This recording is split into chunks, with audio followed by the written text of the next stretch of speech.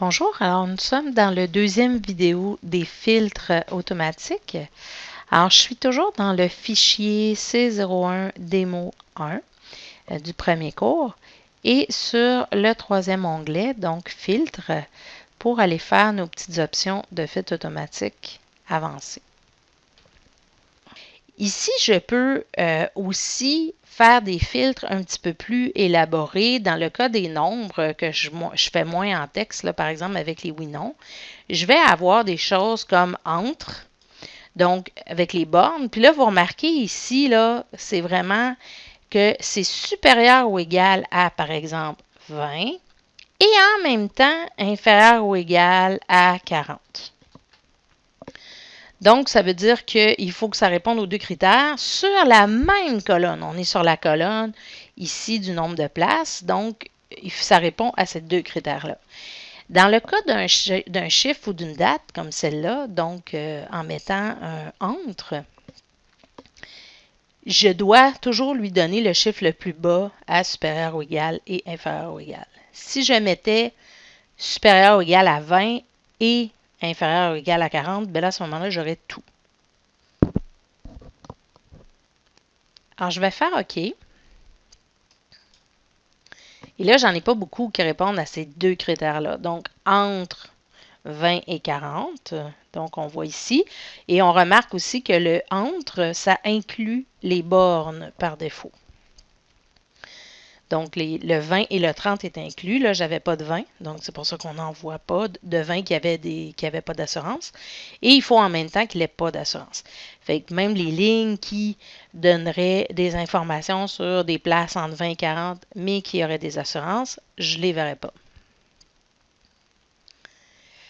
Alors, je vais effacer ici mes critères. Donc, dans le petit bouton en haut, ça m'évite de le faire pour chaque petite flèche dans chaque colonne si je vais effacer tous les filtres d'un coup. Alors, j'ai ces filtres-là, donc qui sont intéressants pour les nombres. Alors, vous voyez que filtre numérique, je l'ai pour toutes les colonnes qui ont des chiffres. J'ai aussi, dans le cas des chiffres, des éléments intéressants comme au-dessus de la moyenne ou en dessous de la moyenne. Donc, vous n'avez même pas besoin de la calculer, la moyenne. Il va vous la calculer automatiquement. Donc, au-dessus de la moyenne, il a calculé pour mon nombre de jours que c'était ceux-là qui étaient au-dessus de la moyenne ou en dessous de la moyenne. Donc, il me donne les autres. Alors, c'est automatique dans les filtres numériques. Je vais effacer mon filtre sur le nombre de jours. Là, j'en ai mis juste un, donc je peux y aller par là, ou j'aurais pu faire le bouton en haut comme tout à l'heure. Si je vais dans les prix, ben, c'est aussi numérique, donc ce sont des chiffres, la même chose, alors je vais utiliser ça. Alors évidemment, dès que je veux des nombres entre tant et tant ou inférieurs à un tel chiffre, il ne faut pas cocher ici, il faut vraiment y aller avec les filtres là. Et c'est ce que je m'attends à ce que vous fassiez, parce que c'est beaucoup plus fonctionnel, puis c'est beaucoup moins long. Donc, vous allez les faire comme ça.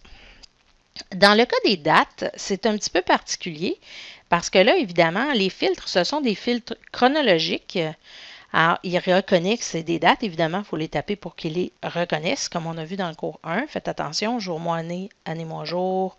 Ça dépend de votre ordinateur. Si par défaut, il les aligne à gauche, c'est qu'il n'a pas compris. Il faut qu'il l'aligne à droite. Donc, ici, filtre chronologique. Alors, je pourrais avoir égal à une date en particulier, avant ou après une date, entre deux dates, demain, aujourd'hui, hier, en autant que votre ordinateur soit bien sûr à la bonne date. La semaine prochaine, cette semaine, fait que vous voyez les options ici qui vous proposent. Fait que ça, c'est intéressant. Toutes les dates pendant une période.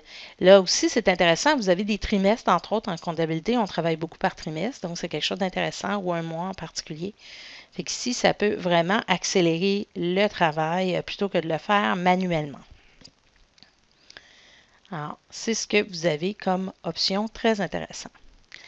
Dans le cas du texte, bien évidemment, les fils textuels, c'est plus égal à ou différent de, ou commence par, termine par. Fait que, par exemple, tout ce qui est aventure, qui commencerait par aventure, j'aurais entre autres aventure à Panama, aventure aux Galapagos, aventure en Catalogne. Alors, je pourrais mettre commence par.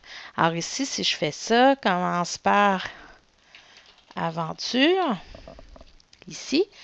Alors, je laisse comme ça et je fais OK. Automatiquement, je vais avoir tout ce qui commence par aventure. Mais il faut le taper comme il faut. Alors ici, si je retourne voir, il ne m'a donné rien du tout. Donc, j'avais rien dans mon choix. Et là, si je vais voir dans mon filtre avancé, ah oui, je n'ai pas écrit aventure comme il faut.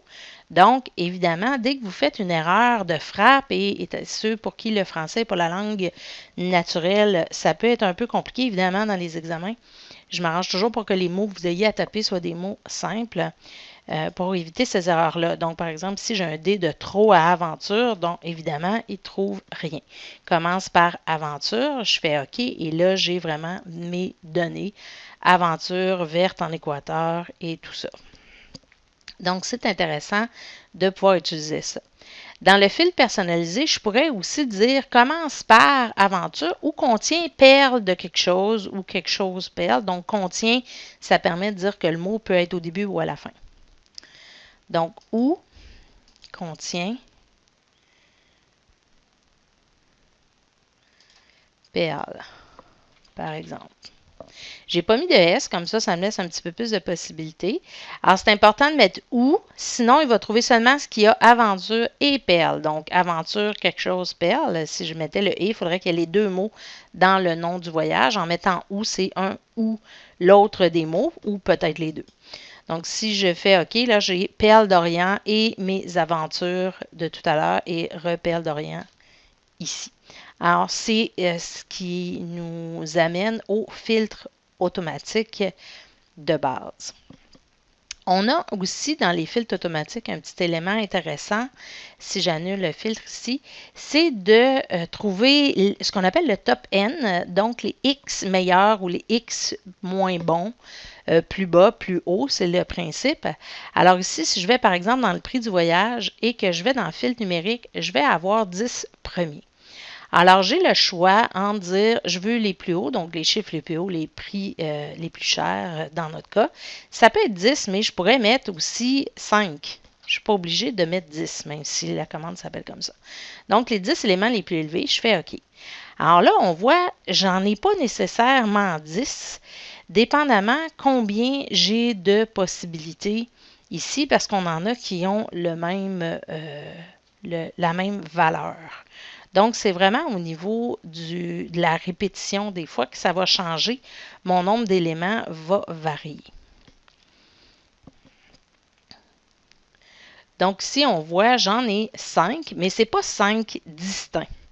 J'en ai 5 en tout, mais il y en a qui ont la même valeur. Puis, si j'en avais eu 3 avec la même valeur, peut-être qu'il n'aurait pas pu m'en montrer 5, mais qu'il m'en aurait montré 6, parce qu'il ne serait pas capable de discriminer deux qui ont le même nombre, le même niveau. Donc, le chiffre, des fois, du nombre d'éléments qu'on va faire afficher n'est pas tout à fait exact quand on a beaucoup de répétitions. Je peux aussi le faire en pourcentage. Donc, au lieu des éléments, je peux aller chercher le pourcentage. Donc, par exemple, 25 %, donc le quart le plus haut des voyages. Alors, il y a un calcul qui se fait pour me sortir le quart le plus haut des voyages. C'est des calculs statistiques faits sur les ratios.